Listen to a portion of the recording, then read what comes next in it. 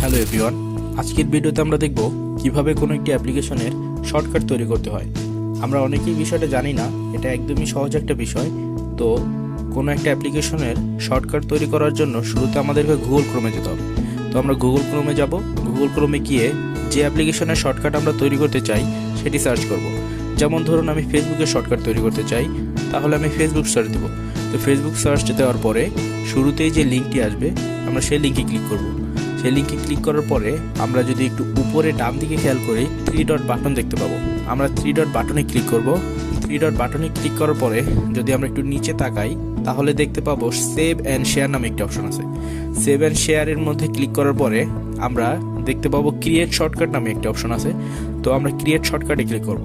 Create শর্টকাটে click করার পরে অ্যাপ্লিকেশনটি শর্টকাট তৈরি করার জন্য পারমিশন চাবে। তো আমরা ক্রিয়েটে ক্লিক করব। ক্রিয়েটে ক্লিক করার পরে আমরা পেজটি ক্লোজ করে দিই। ক্লোজ করে দেওয়ার পরে আমরা ডেস্কটপে দেখতে পাবো ওই অ্যাপ্লিকেশনটি শর্টকাট তৈরি হয়েছে। ঠিক একইভাবে যদি আমরা ইউটিউবের শর্টকাট তৈরি করতে চাই, আগের প্রসেসে আমরা গুগল ক্রোমে যাব এবং ইউটিউব সার্চ দিব। আমরা ইউটিউব সার্চ করব। ইউটিউব সার্চ করার পরে প্রথম যে লিঙ্কটি আসবে সেই লিঙ্কে ক্লিক করব। লিঙ্কে ক্লিক করার পরে উপরে 3 ডট বাটনে ক্লিক করব। 3 ডট বাটনে ক্লিক করার পরে সেভ অ্যান্ড শেয়ারে যাব। সেভ অ্যান্ড শেয়ারে গিয়ে ক্রিয়েট শর্টকাটে ক্লিক করার পরে ক্রিয়েটে ক্লিক করব এবং পেজটি ক্লোজ করে দেব। তো আমরা এখানে দেখতে পাচ্ছি ইউটিউবের শর্টকাটটি তৈরি হয়েছে।